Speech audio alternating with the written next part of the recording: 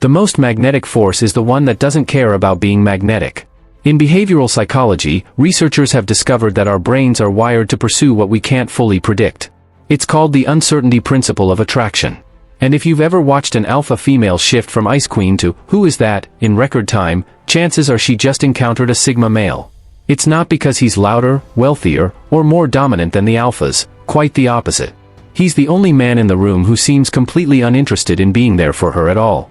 And that contradiction drives her crazy. Stay with me, because once you understand why alpha females are secretly captivated by sigma males, you'll realize this isn't a game of seduction. It's a silent takeover. And no, sigma males aren't some mystical lone wolves. They've simply mastered the art of making confidence look like something they accidentally forgot on the table. Number 1, immune to her most potent weapon, social exile. When an alpha female encounters a sigma male, one of her first shocks is discovering that her most trusted weapon, social exile, has zero effect on him. In her world, influence thrives on networks, connections, and the silent threat of being shut out. If someone challenges her authority, undermines her, or refuses to play by her rules, she can pull strings to shrink their social circle until they feel the walls closing in. This tactic works on alpha men because their power and self-worth often hinge on tribal recognition. Strip away that recognition, and their dominance falters. But with the sigma male, the entire strategy collapses before it even begins. His identity was never built within the herd, so exile is meaningless. He measures no part of his worth by how many people are watching or approving. He never sought the inner circle, so he has nothing to lose by being excluded from it. He's self-contained, an ecosystem that requires no imports to survive. To her, it's like throwing a punch at a shadow. There's no impact, no leverage, and no victory to claim. This lack of control unsettles her, sparking a rare mix of frustration and curiosity. Over time, that frustration evolves into fascination. She can exile anyone, except him. Because you can't banish a man who already lives beyond the gates by choice. Paradoxically, his refusal to belong makes him even more valuable in her eyes. He becomes the only man in her orbit who exists there on his own terms, not because of her pull. That kind of independence doesn't just attract her attention, it forces her to redefine what real power is. In a world where most people are terrified to lose their place, the sigma male's ability to walk away without losing anything is a form of unshakable freedom. She can't buy it, bend it, or break it, and that makes him unforgettable. Number 2, an unmovable reference point in a world of shifting status. In the high-stakes arena of social dominance, alpha females reign as master chameleons. Around them, people constantly shift and adapt to remain relevant, tweaking opinions, adjusting tone, even altering posture to align with her presence. Most do it without realizing it. She is the gravitational center, the force that bends the room. Then a sigma male appears, and the pattern shatters. He doesn't angle his behavior to match hers. He doesn't offer subtle agreement to win approval, nor does he inflate or diminish himself to fit the moment. His standards, values, and rhythm remain the same, whether she's right beside him or miles away. This is not stubbornness for show, it's the quiet certainty of someone who has long decided who he is and refuses to renegotiate those terms for anyone. To her, that steadiness feels almost alien. In her world, identity is fluid, shifting to suit whoever holds the most power. But with him, there's no shifting, no performance, only consistency, even when it offers him no social advantage. The effect is deeply disarming. For a woman accustomed to being the pivot point around which others rotate, finding someone she cannot move is both maddening and magnetic. It's not that he's rejecting her game, he's simply playing on an entirely different field where her rules mean nothing. His immovability forces her to confront a rare question: if he's not adjusting to me, who is he adjusting for? The answer is no one.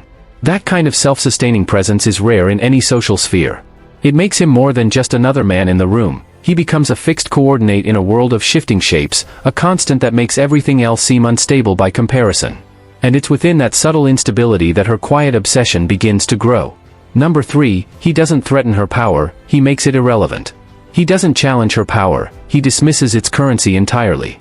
For an alpha female, power isn't usually about brute strength, it's about constant calibration. Every interaction is a subtle tug-of-war for position, a silent chess match where dominance is the unspoken prize. With alpha men, that game is inevitable. He pushes, she pushes back. He takes ground, she reclaims it. Even in playfulness, the tension fuels the match. Then she meets a sigma male, and suddenly, there's no game. He's not stepping into the ring, not because he's intimidated or blind to her strength, but because the currency she trades in, recognition, social leverage, visible dominance, means nothing to him. He hasn't just refused to compete, he's opted out of the entire status economy. That's when the disruption begins. She realizes the scoreboard she's been guarding so fiercely isn't even turned on. There's no victory to claim because he's not chasing it. And here's the twist, his lack of competition feels more magnetic than winning ever could. In her world, even an alpha man's respect comes laced with rivalry, a constant reminder that his power still stands beside hers. But the Sigma offers something entirely different. He holds his own authority without diminishing hers. His strength isn't conditional on dimming her light, which makes his presence unervingly calm. And that calmness triggers something dangerous, self-reflection. Without an opponent to outplay, she's left to face a question she rarely asks: why am I fighting so hard for this throne? For someone used to endless battles, that question can feel destabilizing. The Sigma's refusal to validate the contest doesn't weaken her, it reframes her. He shows her a form of power that doesn't depend on winning, outshining, or guarding position. Once she sees it, she can't unsee it. In a world where everyone fights for the crown, the man who doesn't want it becomes the one who doesn't need it. And that's the kind of power she can't stop thinking about. Number 4, he creates psychological gravity instead of chasing orbit. Alpha males strive to be the sun, the center of attention around which everything else revolves. They project themselves loudly, unmistakably, claiming the room with deliberate force. And while that works for many, it's still a performance, one that demands constant energy to maintain. A Sigma male works differently. He doesn't seek the spotlight, yet the spotlight bends toward him anyway. His presence acts like gravity, unseen, constant, and impossible to resist. It's not about shining brighter, it's about having inner mass that naturally pulls people closer without any conscious effort. For an alpha female, this is unsettling. She's used to identifying contenders early, spotting those fighting for the center, deciding whether to challenge or align with them. But the Sigma never declares himself as a challenger. He might stand quietly at the edge of the room, yet the current begins shifting his way. Conversations subtly pivot. Decisions start accounting for him without anyone realizing why. And that's the power. His influence isn't forced, it's organic. He doesn't demand space or wrestle for dominance. The social structure simply reorients itself around him. To someone hyper-aware of power dynamics, this is both magnetic and disarming.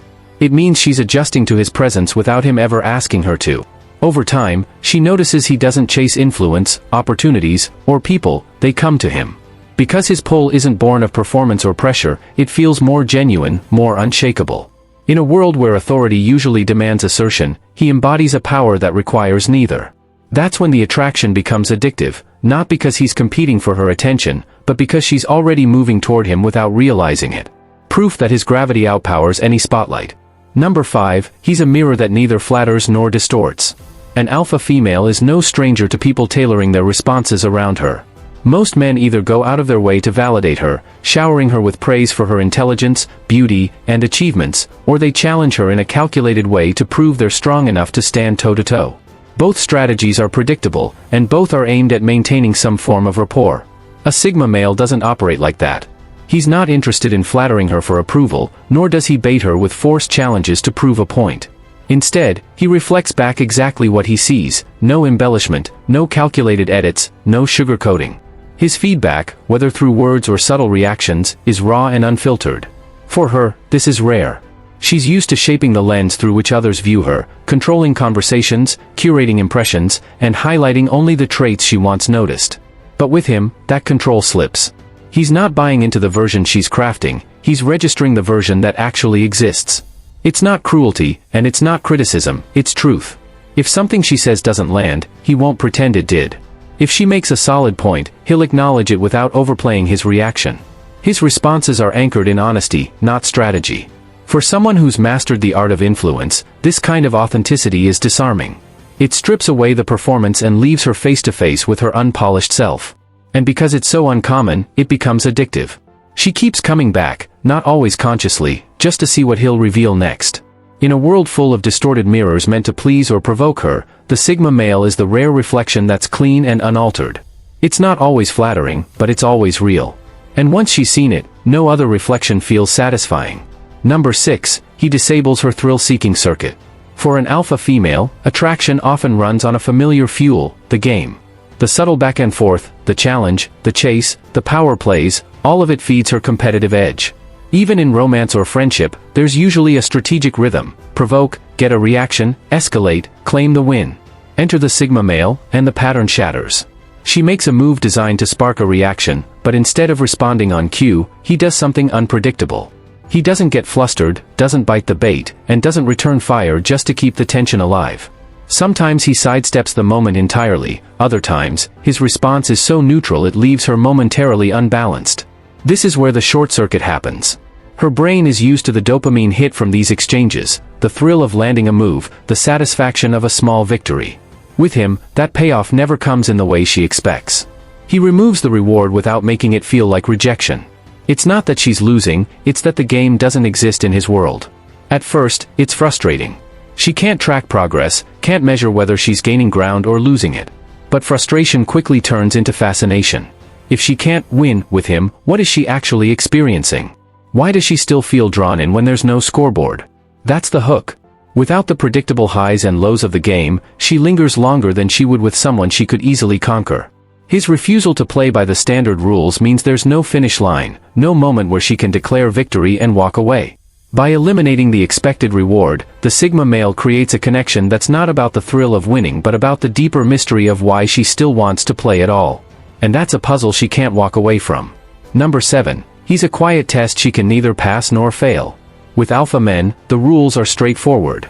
An alpha female knows the game, earn their approval, match their intensity, challenge them just enough, and she wins the exchange. It's competitive but measurable, and if she's skilled, she can tell exactly when she's succeeded. A Sigma male dismantles that entire framework. His attention doesn't run on a predictable schedule, nor is it linked to her performance. She can be at her most magnetic, captivating, and razor-sharp, and he might still remain unchanged. Other times, she could be laid back and saying nothing remarkable, yet he's fully engaged. There's no trigger she can rely on, no clear effort-to-reward equation. This unpredictability isn't a ploy. He's not dangling his attention like a prize to be earned, it simply isn't for sale. He gives it when he feels like it, and when he doesn't, no amount of charm, wit, or effort can coax it out of him. For someone accustomed to winning influence through skill or persistence, this is both maddening and magnetic. It removes the finish line. There's no moment where she can declare, "I've got him." Every interaction stands alone, detached from the last, unaffected by the next. That absence of measurable progress makes him a quiet kind of test, one she can neither win nor lose. And in that limbo, she stays engaged far longer than she would with someone whose attention could be locked down. What keeps her hooked isn't just the puzzle of how to get more from him, it's the creeping realization that she might never fully succeed. For an alpha female used to bending circumstances to her will, that's an irresistible form of frustration, the kind that keeps her coming back, hoping this time might be different. Number 8, he treats her like a person, not a position. For an alpha female, nearly every interaction is colored by her status. People see the influence, the authority, the confidence, and respond to that before they respond to her. With alpha males, this effect is amplified. They often see her as either a prize to be claimed or a rival to be outmaneuvered. Even in friendly or romantic dynamics, there's an undercurrent of competition over who holds more power. A Sigma male doesn't play that game. When he looks at her, the crown might as well be invisible. He interacts with the person in front of him, not the symbol she represents in a hierarchy he doesn't participate in. This isn't a calculated tactic to disarm her, it's simply his nature. Her rank, influence, and reputation hold no special weight in his eyes. For her, this is quietly disarming. She's used to people either overinflating her importance or trying to undermine it, both still being responses to her position. With him, there's neither pedestal nor attack, just unfiltered human interaction. He asks what he genuinely wants to know. He disagrees when he truly disagrees. He's immune to the power symbols that usually sway others. That kind of unaffectedness bypasses her usual defenses, forcing her into rare moments of authenticity. She can't use her position as leverage, nor does she need to guard it. In those moments, she's not a queen, not a competitor, she's just herself. The truth is, being treated like a human being, rather than a role to be played, often feels more validating than the most flattering recognition of her status. It strips away politics and posturing, leaving something real in its place. And once she's experienced that, returning to the crown-conscious conversations of her usual world feels shallow by comparison. Number 9, he doesn't need a stage to be powerful. An alpha female knows that most influential people draw strength from visibility. Titles, leadership roles, and loyal circles serve as amplifiers. If she wanted to weaken an alpha male, she could strip away his platform, cut off his audience, or remove his symbols of authority. His power would start to fade. But a Sigma male operates differently. His influence isn't built on how many people watch him, follow him, or cheer him on. It comes from the way he moves, the choices he makes, and the quiet gravity he carries, even in total silence. Take away his titles, his public role, and his social standing, and little would change. The right people would still seek him out. Important conversations would still circle back to him. And the atmosphere in any room would still shift when he walks in. That's when she realizes something unsettling. Taking away his visibility wouldn't make him less dangerous, it might make him harder to track. He's the kind of man who doesn't need the spotlight to change the temperature of a room or redirect the flow of events. His influence is woven into the fabric of interactions, so subtle it's easy to underestimate until it's too late. For someone used to controlling outcomes by controlling access, this is unnerving. She can't dismantle his platform, because he doesn't stand on one. She can't cut him off from followers, because he doesn't rely on them. And she can't predict his moves, because they aren't tied to appearances or performances. With an alpha, she can play chess. With a sigma, there is no board. The more she realizes she can't manipulate him by reshaping his environment, the more intently she watches him, almost obsessively, trying to figure out where his power starts, and where, if anywhere, it ends. The truth? It doesn't. Number 10, he's not a threat, but he's not safe either. For an alpha female, clarity is control.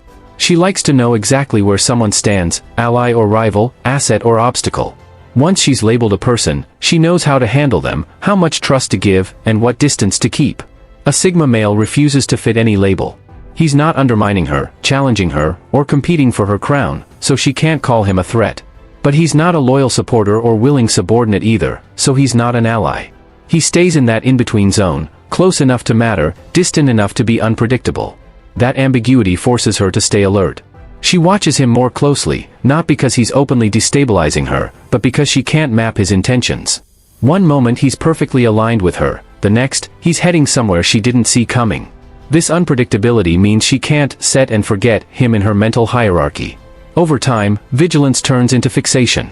The constant need to keep tabs on him draws her attention more than anyone she's already classified. And the irony is, he's not even trying to make this happen. He's not playing a psychological game or hiding his hand. He's simply following his own priorities, which don't require him to reveal his position. The result? She keeps guessing. And every guess is another moment spent thinking about him. He's not dangerous in her usual sense of the word, but he's not safe either. Living in that gray zone is exhausting and addictive. Because the only way to answer the question is to keep watching. And she does. Final words. At the heart of it, sigma males aren't playing a game. They've simply opted out of it entirely. That's what makes them so hard to read, and so impossible to control.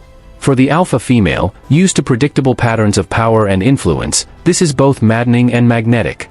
It's not about winning his attention or proving her worth, it's about realizing she can't bend him into her world, because he's busy living in his own. And that, more than anything, is why she keeps coming back. In the end, a sigma male's power lies in not needing the game to win it.